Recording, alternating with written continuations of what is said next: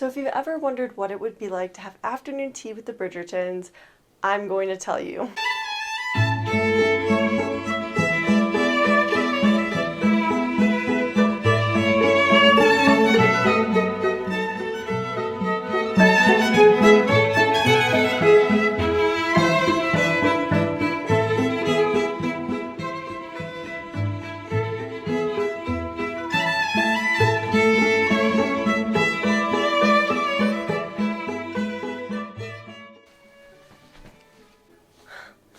I'm so hooked on Bridgerton right now. I hope it's not just me. I hope it's you too. Please tell me it's you. And because I'm so hooked and I feel like this Regency time period just fits so well with spring, I wanted to make a video showing you the perfect at-home afternoon tea. Not only am I going to be making afternoon tea, I'm also going to be talking about afternoon tea etiquette that you would have to implement with the Bridgertons. So I recommend you start getting ready. I hear the Duke is going to be there, so you want to make sure you're looking your best. Put on your favorite dress, do your hair, and I'll see you at afternoon tea.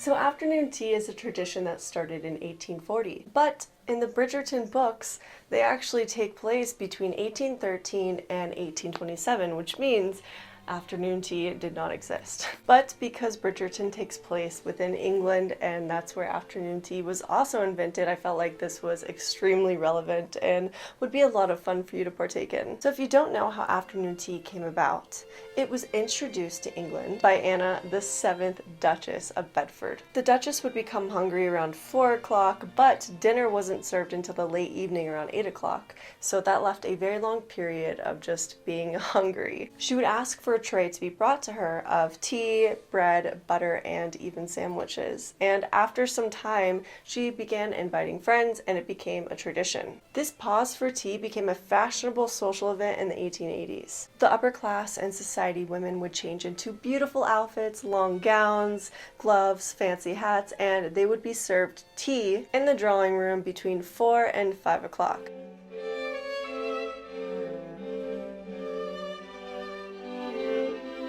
Traditionally, afternoon tea consists of dainty sandwiches, scones, clotted cream, and little desserts. And since there are so many types of sandwiches that you can make for afternoon tea, it can cater to your diet specifically. You can definitely go above and beyond and make multiple different types of sandwiches for this little snack, this middle meal of the day, but I just stuck to 2 sandwiches because these are my favorite ones.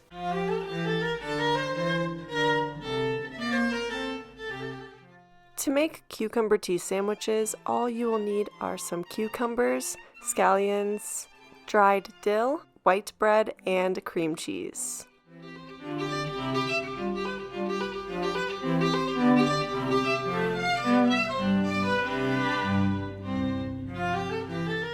To remove the crust, I'm just being very delicate with the bread and using an extremely sharp knife. There's also another way that you can do this though, by putting your bread in the freezer to cut off the crust and maintain shape. I did not do that, but I have seen that on Pinterest, and it is a great idea as well.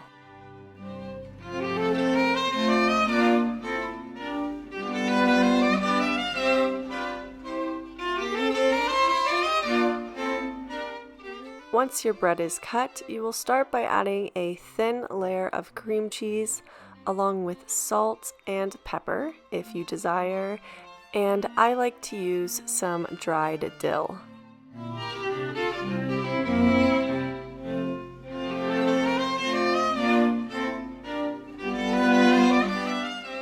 I find that the thinner I cut my cucumber slices, the better it is for tea sandwiches.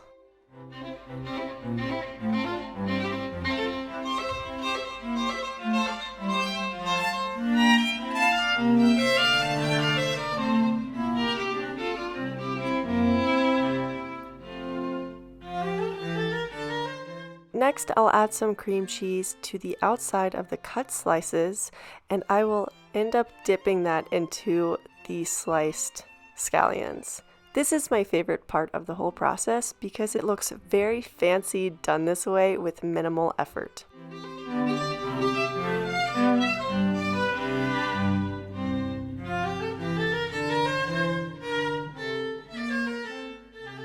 I was actually vegetarian, so I did not make any meat-related sandwiches. I just made a cucumber sandwich and peanut butter and jelly.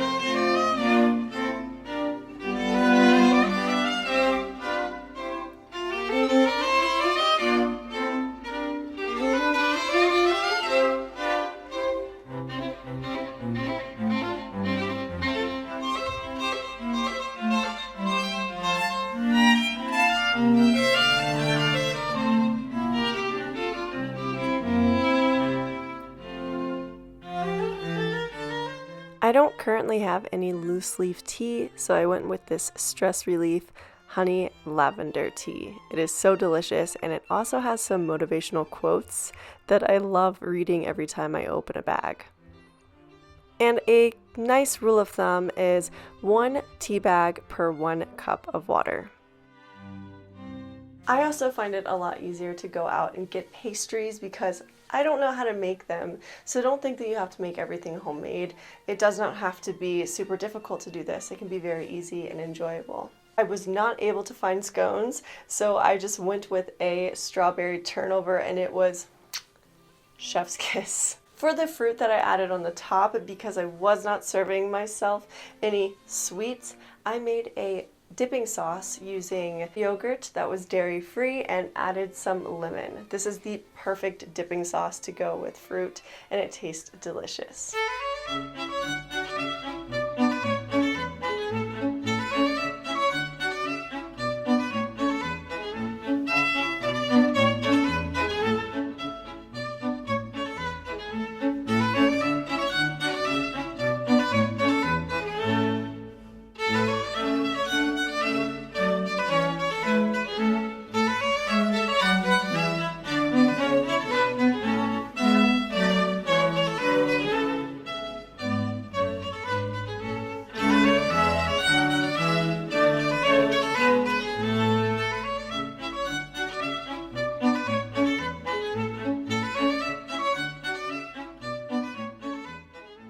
So now that you are having tea with the Bridgertons, let's talk about some afternoon tea etiquette. We don't want anything to get back to Lady Whistledown of her awful etiquette that will keep us from being the next Diamond. You might think it's more proper to eat the sandwiches and scones using a fork and knife, but in fact, that is wrong.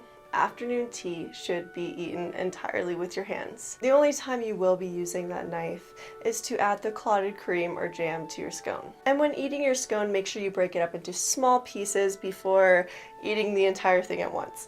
Technically, you're not supposed to dunk your scones or your sandwiches in your tea. I do this, but if you were doing it the proper way, you should not do that. Another thing that is a big no-no is this.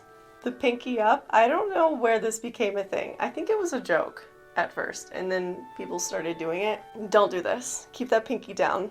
Stir up and down and not in circles. You want to make sure you're not clinking your glass and causing a disturbance. And speaking of mixing your tea around, make sure you don't drink your tea with a spoon in it. Now, if you used your knife for the clotted cream or jam, do not return it to the table. That is what your plate is for, your saucer. You want to add it to the right side of your saucer for the perfect afternoon tea etiquette. The next one is to hold the teacup by the handle, and when drinking your tea, make sure you leave your saucer on the table.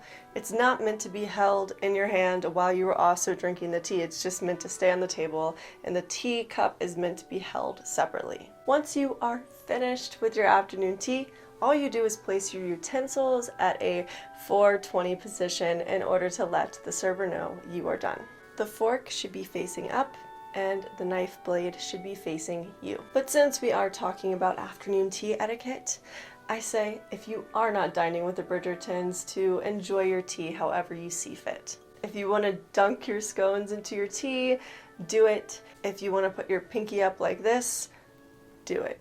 Do whatever makes you happy. It's supposed to be an enjoyable experience.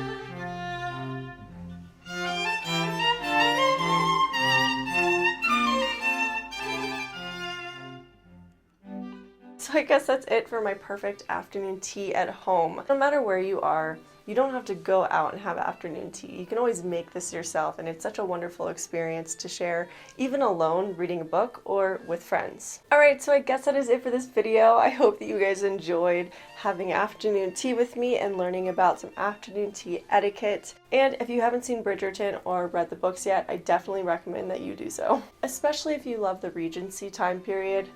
This is going to be a book for you. Guys, thanks so much for being here, and I will see you all in the next one. Bye!